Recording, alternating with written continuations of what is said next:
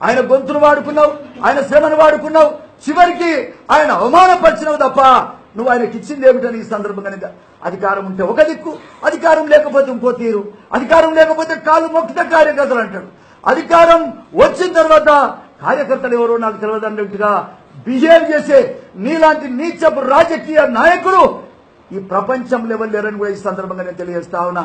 ఒక్క మాట ఈ సందర్భంగానే అడుగుతా ఉన్నా, చంద్రబాబు నాయుడు గారు, నేను నిన్ను అడిగిన అనే పదవులు, నీకు బిడ్డ కొడుకున్నాడు, నువ్వు ప్రమాణం చేయి, ఇవాళ నేను రాజకీయాలు బంద్ చేస్తా, నా నోరు బంద్ చేస్తా, నువ్వు అవసరం అనుకుంటే ఏదైనా ఆత్మహత్య చేసుకొని చచ్చిపోతా, నువ్వు ప్రమాణం చేయవా?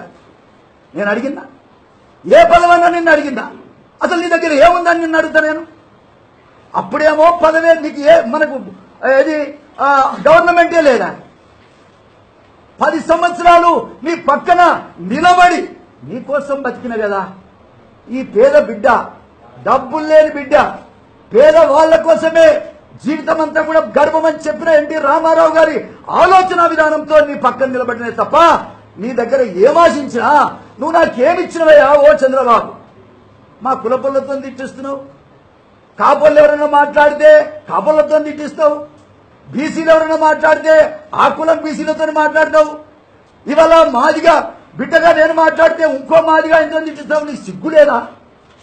నీకు ఆత్మ అమ్ముకొని బతున్నామని చెప్పిండు ఎన్టీ రామారావు గారు, ఆయన క్యాసెట్ ఉంది. ఆత్మను అమ్ముకొని బతికేటువంటి నీచుడు చంద్రబాబు నాయుడు గారిని ఎన్టీ రామారావు చెప్పిన మాట ఈ సందర్భంగా నేను తెలియజేస్తా ఉన్నా. ఏ విధంగా ధర్మం? నా కడుపులో మంటుంది, నాకు బాధ ఉంది, నీ గవర్నమెంట్ వచ్చింది, నువ్వు చేసిన పని ఏందని ఈ సందర్భంగా నేను తెలియజేస్తా ఉన్నా. ఉమ్మడి రాష్ట్రం ఉంటే నువ్వు నన్ను వదిలిపెట్టేవాడివేనా? ఉమ్మడి రాష్ట్రం ఉంటే నువ్వు నన్ను వదిలిపెట్టేవాడివేనా? నాకు నువ్వు గవర్నర్ ఇయ్యమని నేను అడిగానా? నువ్వేమైనా సెంట్రల్ గవర్నమెంట్లో ప్రధానమంత్రివా? నేను నిన్నెప్పుడు అడిగినా? రాజ్యసభ సీటు నువ్వు ఇస్తానని నీ కులస్తుడైనటువంటి నీ బంధువు అయినటువంటి కరికపాటి మోహన్ రావుకి ఇచ్చుకున్నావు, డబ్బులకు అమ్ముకున్నావు నాయనా నువ్వు.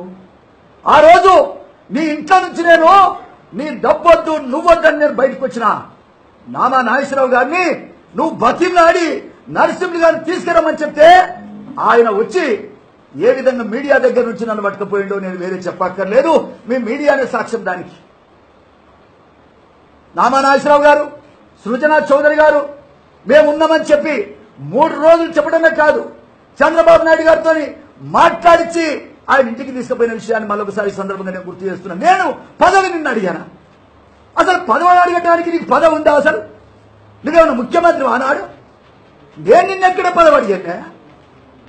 రాని పదవి కోసం ఎవరు అడ్రస్ చూడు, అది ఎట్లాగూ రాదు కాబట్టి అది ఇస్తానని చెప్పిండు ఆయన.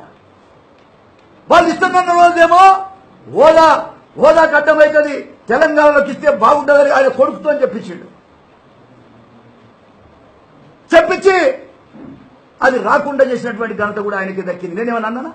నాకు తెలుసు సెంట్రల్ గవర్నమెంట్ ఉన్నదంతా బీజేపీ నాయకులు నాకు తెలియదా? తెలుగుదేశం పార్టీ నాయకులు తెలియదా? ఢిల్లీలో ఏం జరుగుతుందో రోజువారీగా మీడియా మిత్రులు నాకు చెప్పరా?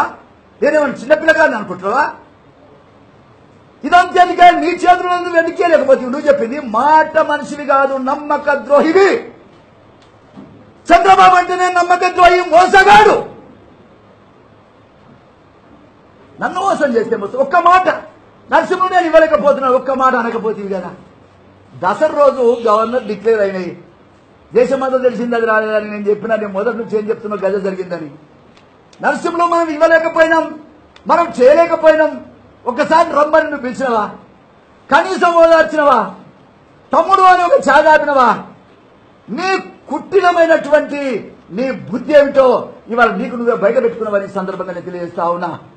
ఇవాళ ఒకటి గమనించాలే, జెండా నీది కాదు, నువ్వు దొంగవు. దొంగతనం చేసి ఎన్టీ రామారావు దొంగని చంపి నువ్వు తీసుకుపోయినావు. ఎన్టీ రామారావు గారి చంపి తీసుకున్న జెండా అది. నీ జెండా కానే కాదు, అది నందమూరి వాళ్ళ జెండా, అది ఎన్టీ రామారావు బిడ్డల జెండా. అది వాళ్ళందరినీ అమాయకం చేసి నీ ఇంటి చుట్టూ తిప్పుకుంటారు తప్ప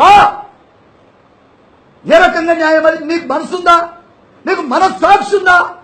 ఆ జెండా నీదా అని నేను అడుగుతా ఉన్నా. ఏంటండి వీడియో నచ్చిందా?